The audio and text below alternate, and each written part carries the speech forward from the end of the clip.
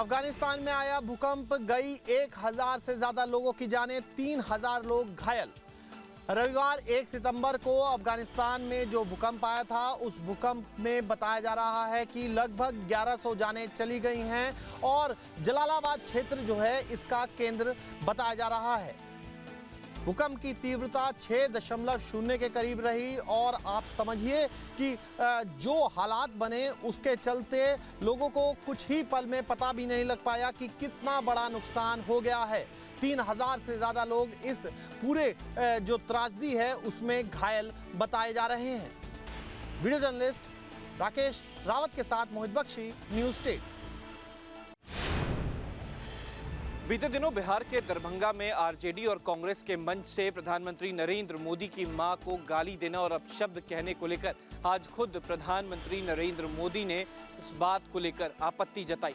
PM Modi ने कहा कि मेरी मां का निधन हो चुका है और ऐसे में बिहार की ये संस्कृति नहीं है कि मां, बहन और बेटियों को गाली दिया जाए। देखिए, ये पूरा मामला उस वक्त हुआ था जब वोट अधिकार यात्रा के दौरान खुले मंच पर प्रधानमंत्री नरेंद्र मोदी की मां पर अपशब्द का प्रयोग जो है वो किया गया था, जिसको लेकर आज पीएम मोदी ने खुद अफसोस जताया।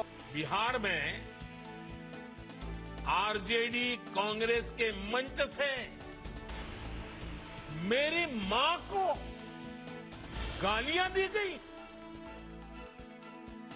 ये गालियां सिर्फ मेरी मां का अपमान नहीं है,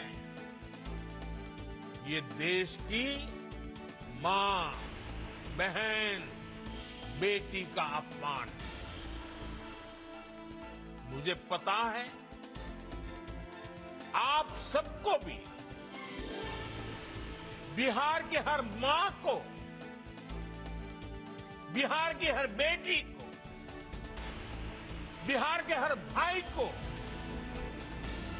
ये देख सुनकर कितना बुरा लगा। मैं जानता हूं इसकी जितनी पीड़ा मेरे दिल में है, उतनी ही तकलीफ मेरे बिहार के लोगों को भी है। वीडियो जर्नलिस्ट सत्येंद्र कुमार के साथ उत्कर्ष, न्यूज़ स्टेट, यूपी, यूके। प्रधानमंत्री नरेंद्र मोदी ने आज दिल्ली में सेमीकॉन 2025 की शुरुआत की, उद्घाटन किया और साफ तौर पे ये कहा कि 21वीं सदी की ताकत जो है वो तेल नहीं बल्कि चिप होने वाली है। भारत में लगातार कंपनियां बढ़ती जा रही हैं। भारत अब चिप लेवल पर काम करना शुरू कर चुका है, चिप का प्रोडक्शन करना शुरू कर चुका है और आने वाले समय में जिस तरह से चीन का कब्जा इस क्षेत्र में रहा है, भारत उस क्षेत्र को भी खत्म करने की कोशिश में है। जिस क्षेत्र पर अभी तक चाइना का कब्जा था, भारत वहां प्रोडक्शन को लगातार बढ़ाता जा रहा है। इस बार तमाम देशों से जो है वो कंपनियां आई, करीब 33 देशों की कंपनियों ने शिरकत की। 350 से ज़्यादा कंपनियों ने भारत में चिप को लेकर के, प्रोडक्शन को लेकर के आश्वासन जताया और आने वाले समय में ये भी कहा जा रहा है कि करीब 1.5 लाख करोड़ का निवेश जो है चिप प्रोडक्शन में भारत में आने वाला है। यानी अगर चिप भारत में बड़े लेवल पर बनने लगती है तो वो तमाम चीज़ें जो हैं जो चिप लेवल पर आश्रित हैं वो कहीं ना कहीं भारत में ही प्रोड्यूस होने लगेगी। इसमें आप टॉर्च से लेकर के बड़ी बड़ी गाड़ियां भी चिप पर ही आश्रित रहती हैं। इसी वजह से पूरी दुनिया में चाइना का दबदबा रहा है और वो अब भारत की तरफ रुख करता हुआ दिखाई दे रहा है, जिसमें तमाम कंपनियां भारत में निवेश करके चिप लेवल पर प्रोडक्शन करना चाहती हैं। ये चौथा संस्करण था और इस चौथे संस्करण में प्रधानमंत्री ने साफ तौर पर संदेश दिया है कि चिप में भी भारत आने वाले समय में अग्रणी होने वाला है।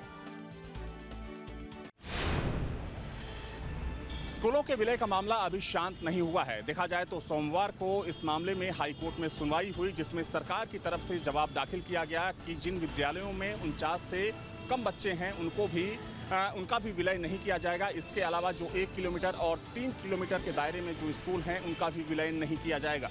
देखा जाए तो इस मामले को लेकर जो पूरा विपक्ष है वो सरकार पर हमलावर है। हालांकि सरकार बार बार ये बोल रही है कि विपक्ष इस बारे में भ्रामक प्रचार कर रहा है ताकि उसको राजनीतिक लाभ मिल सके।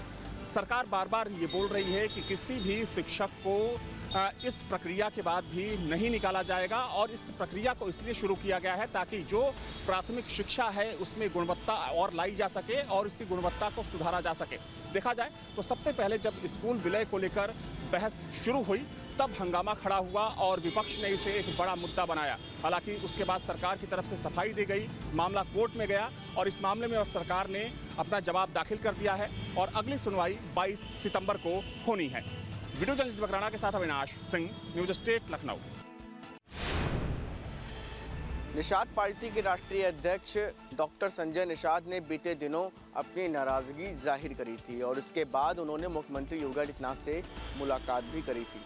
लेकिन इन तमाम चीज़ों के बीच में मैं अभी मौजूद हूँ उनके घर के ठीक बाहर और घर के ठीक सामने आप देख सकते हैं कि ये होल्डिंग लगी हुई है जिसमें एक बार फिर ये बात लिखी गई है कि निषाद की ताकतों को मत आजमाओ, भरोसे को यूं मत गवाओ। ये होल्डिंग लगाई गई है निषाद पार्टी के कार्यकर्ता की तरफ से। गौरतलब है तमाम चीज़ों को लेकर के बीते दिनों डॉक्टर संजय निषाद ने अपनी नाराज़गी जाहिर करी थी। ऐसे में एक बार फिर से ये संदेश देने का प्रयास इस होल्डिंग के माध्यम से राजधानी लखनऊ में किया गया। देखना ये होगा कि आने वाले दिनों में क्या कुछ चीज़ें निकल करके सामने आती हैं, क्योंकि एक तरफ समाजवादी पार्टी ज़रूर सवाल खड़े कर रही तो वहीं अब एनडीए गठबंधन जो उत्तर प्रदेश में भारतीय जनता पार्टी का गठबंधन है उसमें जो उनके साथ सहयोगी दल हैं उनकी नाराज़गी भी अब सामने आने लगी है। वीडियो जर्नलिस्ट हरिराम के साथ शुभम पांडे, न्यूज स्टेट, लखनऊ। अवैध धर्मांतरण के आरोपी जलालुद्दीन उर्फ छांगुर पर शिकंजा कसता जा रहा है। छांगुर और उसके 3 बेहद करीबियों के खिलाफ ईडी की पहली चार्जशीट तैयार हो गई है। इस चार्जशीट में उसके विदेशी खातों का जिक्र किया गया है, साथ ही इसमें करोड़ों रुपए की फंडिंग के नेटवर्क का पूरा खुलासा किया गया है। छांगुर की करीबी सहयोगी नीतू उर्फ नसरीन और उसके पति नवीन रोहरा की लखनऊ से मुंबई तक संपत्ति का पूरा ब्यौरा है। दुबई में भी छांगुर के नेटवर्क को विस्तार से बताया गया है। छांगुर की गिरफ्तारी 5 जुलाई को बलरामपुर से की गई थी। मनी लॉन्ड्रिंग मामले में छांगुर पर गैर कानूनी धर्मांतरण, विदेशी धन के इस्तेमाल और राष्ट्रीय सुरक्षा के लिए संभावित खतरा पैदा करने वाली गतिविधियों से जुड़ी साजिश रचने का आरोप है। पिछले दिनों इस मामले में ईडी की लखनऊ शाखा ने पीएमएलए 2002 के प्रावधानों के तहत बलरामपुर, लखनऊ और मुंबई स्थित छांगुर और उनके करीबियों के 15 ठिकानों पर छापा मारा था। दरअसल छांगुर का गिरोह देश विरोधी गतिविधियों में शामिल था और देश भर में अवैध तरीके से काम कर रहा था। इसमें कई लोग उसके साथ थे। छांगुर के कई राज सामने आ चुके हैं, लेकिन उसके संदिग्ध या प्रतिबंधित संगठनों से संबंध की जांच चल रही है। बताया जा रहा है कि उसने दुबई, सऊदी और तुर्की जैसे देशों में अपने संपर्क बनाए हुए थे। छांगुर मुख्य रूप से धर्मांतरण का काम करता था। बलरामपुर में छांगुर के धर्मांतरण गिरोह की कहानी ने पूरे देश को हिलाकर रख दिया है। Team news state. आगरा, जी हाँ, वो नाम जिसे पूरी दुनिया में ताजमहल के नाम से जाना जाता है। लेकिन आपको बता दूं कि ताजमहल के अलावा अगर आगरा की कोई पहचान है तो वो है यहाँ का पेठा। और आज ताजमहल और पेठा इन दोनों ही नामों से इस शहर को जाना जाता है। लेकिन देखा जा रहा है कि अब ताजमहल, जिसे खूबसूरती की मिसाल कहा जाता है, वो ताजमहल ही पेठा व्यापारियों के लिए अभिशाप बनता जा रहा है। जी हाँ, कारण ये है कि ताजमहल को प्रदूषण से बचाने के लिए सुप्रीम कोर्ट ने एक आदेश दिया और ये कहा कि ताजमहल जो है वो ये पूरा जो शहर आगरा कहा जाता है वो टीटीजेड में आता है और टीटीजेड में ऐसा कोई भी काम ना किया जाए जिससे ताजमहल प्रदूषित हो या फिर ये शहर प्रदूषण का शिकार हो। और यही वजह है कि पेठा व्यापारियों के लिए एक नया आदेश सुप्रीम कोर्ट ने दिया कि अब पेठा व्यापारी टीटीजेड के बाहर काम करेंगे और वहीं से ही अपने पेठे का व्यापार करेंगे। अब ऐसे में एक बड़ा संकट पेठा व्यापारियों के सामने खड़ा हो जाता है। लगभग 500 करोड़ का ये पेठा व्यापार है जो कि आगरा के इस नूरी दरवाजे से चलाया जाता है। आपदा से निपटने के इंतजामों में उत्तराखंड सरकार एक और कदम आगे बढ़ा रही है। इस विशाल ड्रोन को आप देख सकते हैं। इस ड्रोन की कैपेसिटी एक बार में 5 किलोग्राम वजन ले जाना और 5 किलोमीटर जाना और 5 किलोमीटर आना है। ये वाटर प्रूफ है और नोएडा में इसका प्रोडक्शन हुआ है और यहाँ पर भी एक इसका लोकल प्लांट है। तो इसके वाटर प्रूफ है। अगर बारिश नहीं और बादल लगे हैं तो ये पर्वतीय क्षेत्रों में, आपदाग्रस्त क्षेत्रों में मेडिसिन लेकर के जा सकता है, भोजन लेकर के जा सकता है। 5 किलोग्राम वजन की इसकी क्षमता है और 30 मिनट में ये 5 किलोमीटर जाएगा, 5 आएगा और ऐसे 3 चक्कर लगाएगा। और इसकी स्पीड तकरीबन 1 मिनट प्रति किलोमीटर होती है, और अगर बहुत जल्दी करनी है तो उससे तेज़ भी हो सकती है। लेकिन इसकी उड़ने की जो हाइट है वो हाइट 120 मीटर के आसपास है, लेकिन उसके लिए लोकल एडमिनिस्ट्रेशन से ये परमिशन भी लेनी पड़ेगी, चूँकि ये फिर जो सिविल एविएशन के जो रूल्स होते हैं उसमें फिर ये आने लगते हैं। और इसी के साथ ही ये अब आपदा प्रबंधन विभाग इसकी तैयारी कर रहा है कि ये सभी ज़िलों में एक एक ड्रोन यहाँ पर जिला मजिस्ट्रेट के निवर्तन पर रखे जाएं, और इनके साथ ही ये जब भी कहीं आपदा होगी, लैंडस्लाइड होगा, ऐसे गांव हैं जहाँ का संपर्क कट जाता है, उन गांवों में मेडिसिन भेजना, भोजन भेजना, तो ये इनके इसी यूज में लाया जाएगा। ये एक हैवी ड्रोन है, वाटरप्रूफ है, इसकी पावर काफ़ी है, और एक बार बैटरी चार्ज होने के बाद ये आधे घंटे तक लगातार उड़ता है। तो इसी के लिए यहाँ पर ये एक नए प्रयोग के रूप में इसको देखा जा रहा है। अपने सहयोगी कैमरामैन सोनी कुमार के साथ न्यूज स्ट्रीट के लिए देहरादून से अजीत सिंह राठी। राजधानी दिल्ली में बाढ़ का खतरा लगातार मंडराता हुआ नजर आ रहा है। इस समय अगर हम बात करें तो यमुना का जो लेवल है वो 205.68 मीटर पहुंच चुका है, यानी कि खतरे के निशान से खासा ऊपर बहती हुई नजर आ रही है यमुना। इस समय अगर हम बात करें खतरे का निशान जो होता है वो 205.33 मीटर है, और जिस तरीके से स्थिति नजर आ रही है कुछ घंटों में हालात और खराब हो सकते हैं। और इसके साथ साथ अगर हम बात करें तो लगातार हथनीकुंड बैराज से हर घंटे लाखों क्यूसेक पानी जो है वो दिल्ली की तरफ छोड़ा जा रहा है। और जिस तरीके से आप ये पुरानी दिल्ली का रेलवे ब्रिज देख रहे हैं, ऐसे में परेशानी यहाँ पर लगातार बढ़ सकती है। जल स्तर जो है वो 206.50 मीटर तक पहुँच सकता है, और यही कारण है प्रशासन की तरफ से एहतियाती तौर पर आज शाम 5 बजे से इस ब्रिज को बंद कर दिया गया। यानी आज शाम 5 बजे ये आवाजाही के लिए बिल्कुल बंद कर दी जाएगी। निचले जो इलाके हैं, चाहे खादर के इलाकों की बात करें, यमुना बाजार इलाकों की बात करें, यहाँ खासा परेशानी लोगों को हो सकती है। रिलीफ कैंप जगह जगह बनाए गए हैं। लगातार दिल्ली में भी बारिश का अलर्ट है, ऐसे में लोगों की समस्या जो है वो बढ़ सकती है। इसके साथ साथ अगर हम बात करें तो लगातार प्रशासन की तरफ से ये कहा गया है कि जो पानी है वो शाम 5 बजे तक दिल्ली पहुंचेगा। ऐसे में जल स्तर जो है वो 206.50 को भी पार कर सकता है। तो ऐसे में प्रशासन की तरफ से अलर्ट जारी किया गया है। साथ साथ जो निचले इलाके हैं वहां से लोगों को रिलीफ कैंप तक पहुंचाया जा रहा है, वहां से लोगों को हटाया जा रहा है।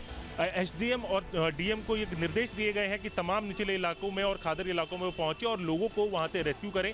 ऐसे में साथ साथ अगर हम बात करें तो आने वाले जो 24 घंटे हैं वो दिल्ली वासियों के लिए बहुत अहम हो सकते हैं, क्योंकि बाढ़ का खतरा लगातार दिल्ली पे मंडराता हुआ नजर आ रहा है। वीडियो विकास झा के साथ हरीश झा, दिल्ली। उत्तराखंड में पिछले 2-3 दिनों से लगातार मूसलाधार बारिश हो रही है, और इस मूसलाधार बारिश के चलते लगातार सड़कें टूट रही हैं, लैंडस्लाइड हो रहे हैं, और कहीं झील बन रही है, कहीं भूस्खलन से सड़कें बह जा रही है, कट जा रही हैं। इसी के मद्देनजर सरकार ने चारधाम यात्रा को 5 सितंबर तक रोकने का फैसला लिया है। तत्काल प्रभाव से चारधाम यात्रा और श्री हेमकुंड साहिब की यात्रा को रोक दिया गया है, और इसको जीवन सुरक्षा को भय होने के चलते ये फैसला लिया गया है कि किसी श्रद्धालु के साथ कोई अप्रिय घटना ना हो जाए। आज तकरीबन देहरादून समेत 5 से 6 जिलों में सभी स्कूलों के आंगनवाड़ी केंद्रों की छुट्टी कर दी गई है। आज पूरे राज्य में रेड अलर्ट जैसा माहौल है। वैसे तो मौसम विभाग ने फोरकास्टिंग की थी ऑरेंज और येलो अलर्ट की, कि 8 जिलों में ऑरेंज और बाकी में येलो अलर्ट रहेगा, लेकिन कल जिस तरह से रेड अलर्ट की स्थिति थी आज भी ऐसी ही देखने को मिल रही है। पूरी रात हो गई है, लगातार बारिश हो रही है, और लोगों के सामने दुश्वारियां खड़ी होने लगी। जनजीवन पर अब बरसात का बुरी तरह से प्रभाव पड़ने लगा है। कल भी अगर चारधाम यात्रा की भी हम बात करते हैं, बद्रीनाथ जाने के लिए रुद्रप्रयाग से आगे कहीं भी मार्ग सुरक्षित नहीं है। बद्रीनाथ की यात्रा इसलिए रोक दी गई है, हेमकुंड साहिब की यात्रा भी इसलिए रोकी गई चूँकि उनका भी रूट यही है।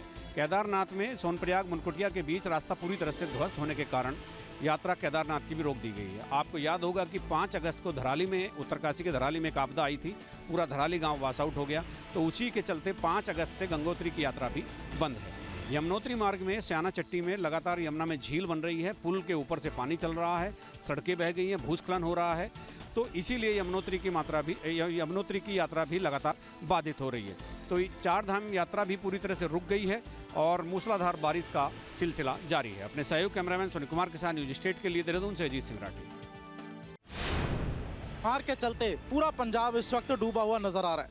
पंजाब के अलग अलग ज़िलों की बात की जाए तो कपूरथला, अमृतसर, तरन तारण और इसके साथ कई ऐसे ज़िले हैं जहां पर जो कि है ऐसा ही मंजर देखने को मिल रहा है। इस वक्त हम कपूरथला के गांव में मौजूद हैं और आप तस्वीरों में देख सकते हैं कि कहां तक पानी जो कि है वो आ चुका है। ये पानी जो कि है, यही मंजर जो कि है पंजाब के कई इलाकों में देखने को मिल रहा है। फसलें बिल्कुल तबाह हो चुकी हैं, लोगों के घरों में पानी घुस चुका है और जो साथ ही साथ घर पे पशु जो रखे हुए थे लोगों ने, उनका भी काफ़ी नुकसान हुआ है। कुछ गांव वाले हमारे साथ मौजूद है जो कि लगातार लोगों की भी मदद कर रहे हैं। भाई क्या नाम है आपका और कौन सा गांव है ये? संधू जट्ठा पिंड है जी, ते अपना नाम है लापरी। अच्छा लापरी जी, क्या यहाँ पर इस वक्त हालात है, कितना नुकसान लोगों का अभी तक हो चुका है? ਨੁਕਸਾਨ ਭਾਈ ਬਹੁਤ ਜ਼ਿਆਦਾ ਹੋ ਚੁੱਕਾ। ਜਿੱਥੇ ਆਪਾਂ ਇਸ ਟਾਈਮ ਖੜੇ ਆ ਇੱਥੇ ਫਸਲ ਸੀਗੀ, ਝੋਨਾ ਸੀ, ਜੋ ਕਿ ਹੁਣ ਤੁਹਾਨੂੰ ਕੁਝ ਵੀ ਨਹੀਂ ਦੇਖਣ ਨੂੰ ਮਿਲ ਰਿਹਾ। ਇੱਥੋਂ ਤੱਕ ਪਾਣੀ ਆ ਚੁੱਕਾ ਆ ਤੇ ਜਿਹੜਾ ਘਰਾਂ ਵਿੱਚ ਪਾਣੀ ਜਾ ਚੁੱਕਾ ਹੈ। ਜਿਹੜੀ ਪਿੱਛੇ ਤੁਸੀਂ ਟਿਊਬਵੈਲ ਦੇਖ ਸਕਦੇ ਆ, ਮੋਟਰ ਦੇਖ ਸਕਦੇ ਹੋ, ਉਹ ਵੀ ਪਾਣੀ ਦੇ ਵਿੱਚ ਧਸ ਗਈ ਆ। ਤੇ ਇਹ ਜਿਹੜਾ ਪਾਣੀ ਹੈ ਲਗਾਤਾਰ ਭਾਈ ਵੱਧਦਾ ਹੀ ਜਾ ਰਿਹਾ ਹੈ। ਹੱਲੇ ਵੀ ਜਾਣੀ ਕਿ ਖਤਰਾ ਬਣਿਆ ਹੋਇਆ। ਇਹ ਪਾਣੀ ਹੋਰ ਵੱਧ ਗਿਆ ਤਾਂ ਫਿਰ ਬਹੁਤ ਔਖਾ ਹੋ ਜਾਊਗਾ। लोगों के लिए जो कि बहुत बड़ी मुश्किल का सामना लोगों को करना पड़ रहा है। इतनी कठिन परिस्थिति में जो कि है काफ़ी ज़्यादा लोगों को दिक्कतों का सामना भी करना पड़ रहा है और साथ ही साथ कई ऐसे लोग हैं जिनको अपने आशियाने भी तक छोड़ने पड़े क्योंकि उनके घरों में पानी भर चुका था। लेकिन कुछ जगहें ऐसी भी हैं जो बिल्कुल कनेक्टिविटी ख़त्म हो चुकी है, सड़कें टूट चुकी हैं और हर जगह पर ये जो कि है मंजर नज़र आ रहा है, जिसके चलते राहत कार्य पहुँचाना भी कहीं ना कहीं मुश्किल साबित होता जा रहा है। और साथ ही साथ लगातार 3 दिन से हो रही बारिश कहीं ना कहीं और भी ज़्यादा इस चीज़ के अंदर कठिनाई देती हुई नजर आ रही है। वीडियो जर्नलिस्ट सचिन अरोड़ा के साथ अनमोल सिंह गुलाटी, कपूरथला।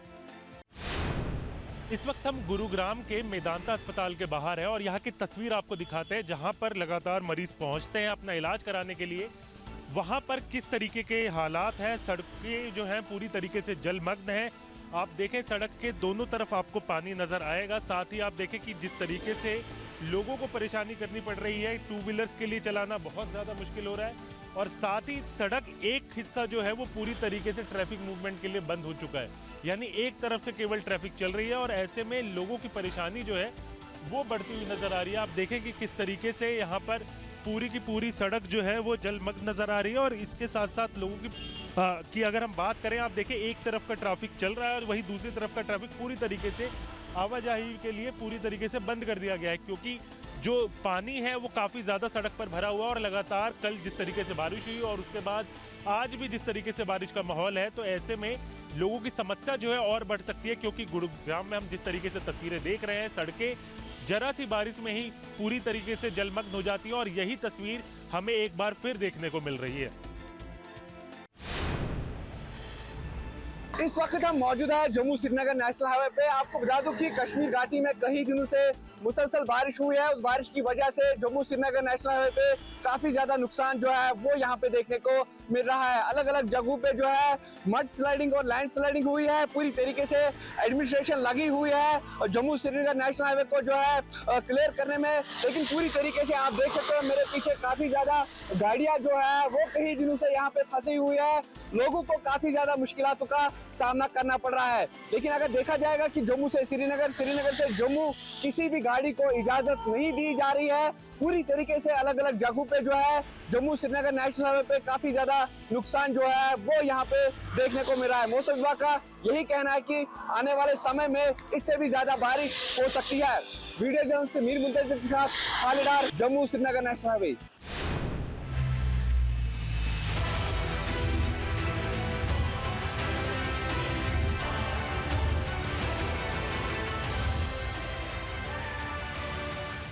जहाँ भक्ति है हर शब्द में, कथाओं में छुपे हैं दिव्य रहस्य और ज्योतिष देता है जीवन को दिशा। धर्म से जुड़ी हर बातों को जानने के लिए हमारे चैनल स्तुति को सब्सक्राइब करें। चैनल पर जाने के लिए इस लिंक पर क्लिक करें।